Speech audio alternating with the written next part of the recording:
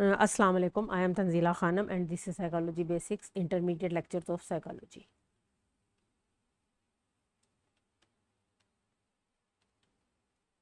पिछली वीडियो में हमने साइकोलॉजी की कम्प्रिहेंसिव डेफिनेशन पढ़ी थी कि psychology mental processes and behaviour की साइंस है। आज हम पढ़ेंगे कि साइकोलॉजी के एज अ साइंस क्या गोल्स हैं।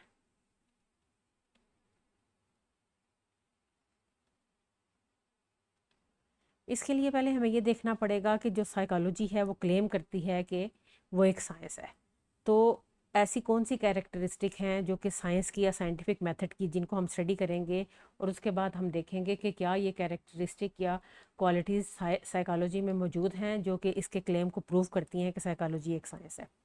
तो उसमें सबसे पहली जो कैरेक्टरिस्टिक या गोल है साइंस का या साइंटिफिक मेथड का, कि ये एक प्रोसीजर है इंफॉर्मेशन को अरेंज करने के लिए और ऑर्गेनाइज करने के लिए।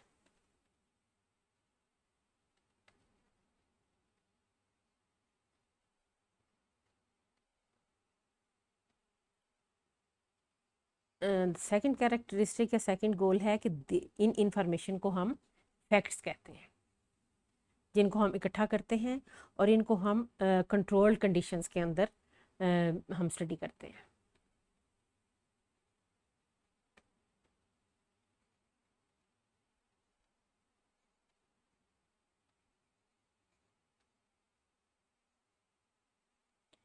अब यहाँ पे थोड़ा सा हम ये देखेंगे कि कंट्रोल्ड कंडीशंस से क्या मुराद है। साइंटिफिक मेथड में हम देखते हैं कि कोई भी वाकया जो रूनुमा हो रहा है या कोई भी इवेंट अकर कर रहा है या कोई सिचुएशन अकर कर रही है, तो हर सिचुएशन का एक रीज़न है या एक कॉज है, जिसके रिजल्ट में जो वाकया पेश आ रहा है उसको हम इफ़ेक्ट कहते हैं और जो रीज़न है उसको हम कॉज कहते हैं। तो ये कॉज एंड इफ़ेक्ट रिलेशनशिप जो है वो साइंटिफिक मेथड में हम स्टडी करते हैं। फॉर एग्जांपल, बादल आते हैं तो बारिश होती है, तो जो बादल हैं वो हमारा कॉज है और जो रेन है या बारिश है वो हमारा इफ़ेक्ट है। तो क्लाउड्स एंड रेन के दरमियान जो रिलेशनशिप है उसको हम काज एंड इफ़ेक्ट रिलेशनशिप कहते हैं।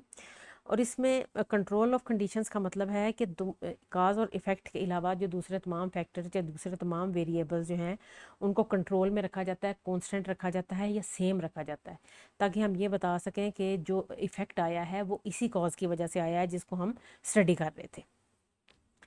तीसरे नंबर पे जो साइंटिफिक मेथड की कैरेक्टरिस्टिक है या गोल है वो है कि जो इन्फॉर्मेशन हम गैदर करते हैं उसको ऑब्जेक्टिवली एग्जामिन किया जाता है।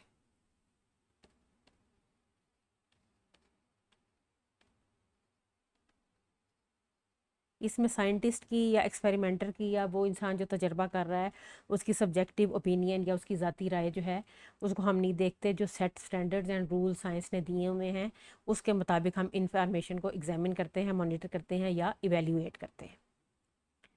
उसके बाद इन तीनों गोल्स और कैरेक्टरिस्टिक से गुजरने के बाद हम इन इंफॉर्मेशन की बेस पे फ्यूचर प्रिडिक्शंस करते हैं।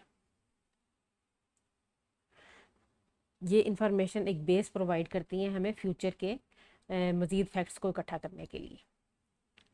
तो अब हम चूँकि साइकोलॉजी को हमने ये प्रूव करना है कि साइकोलॉजी एक साइंस है, तो इसके लिए हमें ये देखना पड़ेगा कि क्या साइकोलॉजी के भी सेम गोल्स हैं जैसे कि साइंटिफिक मेथड के होते हैं। तो उसके लिए हम पढ़ेंगे गोल्स ऑफ साइकोलॉजी।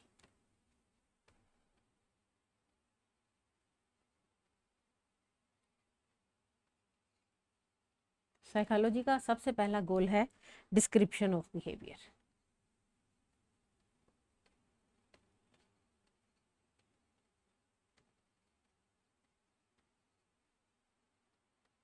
इसमें हम इंडिविजुअल का ऑर्गेनिज्म का कोई भी बिहेवियर है हम बताते हैं कि इंडिविजुअल इस वक्त क्या बिहेवियर शो कर रहा है। मिसाल के तौर पे खुश है, उदास है, गुस्से में है, या खा रहा है, पी रहा है, लिख रहा है, या कोई भी काम जो वो कर रहा है उसको डिस्क्राइब करना साइकोलॉजी का पहला गोल है। दूसरे नंबर पे हम इन्हीं जो बिहेवियर्स हैं इनको हम एक्सप्लेन करते हैं।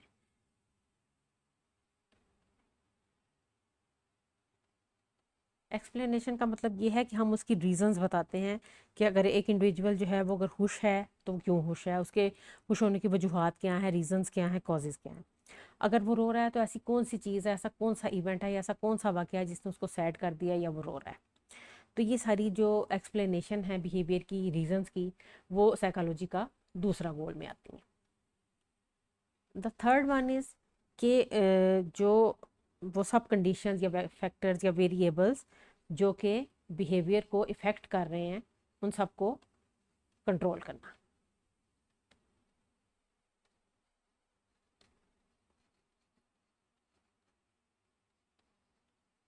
जैसे हमने साइंटिफिक मेथड में भी पढ़ा कि उसमें काज एंड इफ़ेक्ट रिलेशनशिप जो है उसको हम स्टडी करते हैं, तो बिहेवियर में इसको हम इस तरह से देखेंगे कि जब हम ये देख रहे हैं कि एक इंडिविजुअल अगर उदास है, तो एक ऐसा इवेंट आया है उसकी लाइफ में जिसने उसको उदास कर दिया और वो रो रहा है, या कोई ऐसा कौन सा हैप्पी मोमेंट है जिसकी वजह से एक इंडिविजुअल खुश है या हंस रहा है। तो इन तमाम बिहेवियर्स को साइंटिफिकली स्टडी करने के लिए उस सैड इवेंट या हैप्पी मोमेंट के अलावा जो बाकी सारे फैक्टर्स हैं उनको कांस्टेंट रखा जाता है, उनको कंट्रोल में रखा जाता है, ताकि हम ये नतीजा निकाल सकें कि एक इंडिविजुअल अगर खुश है तो वो उसी happy moment, for example party में, अपने किसी फ्रेंड की पार्टी में गया है और वहाँ पे वो अपने दोस्तों से मिला है, खाया पिया है, उसने इन्जॉय किया है, तो वो खुश है।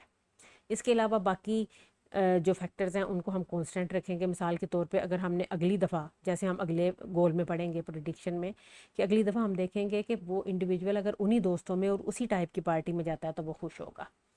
तो इसी तरह बाकी, या अगर पार्टी को चेंज कर दिया जाए, पार्टी के वेन्यू को चेंज कर दिया जाए, पार्टी में आने वाले लोगों को चेंज कर दिया जाए, तो मे बी वो उस तरह से खुशी का इजहार ना कर सके, या मे बी वो उससे भी ज़्यादा खुश हो जाए।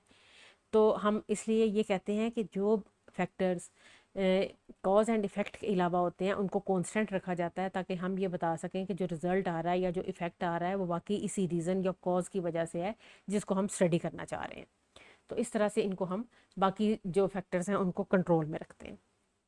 तो जब हम कंट्रोल कंडीशंस के अंदर कॉज एंड इफ़ेक्ट का रिलेशनशिप पढ़ लेते हैं या बिहेवियर की रीज़न पढ़ लेते हैं, तो उसकी बेस पे हम इंडिविजुअल के बिहेवियर को फ्यूचर के लिए प्रिडिक्ट करते हैं कि सेम इवेंट, यानी जो पार्टी है अगर वो इसी फ्रेंड की होगी, उसी के घर में होगी और उसमें सेम लोग होंगे, तो एक इंडिविजुअल खुश होगा। लेकिन अगर आप चीज़ों को बदल देते हैं तो उसमें आप उसकी बिहेवियर को उस तरीके से ऑथेंटिकली प्रिडिक्ट नहीं कर सकते।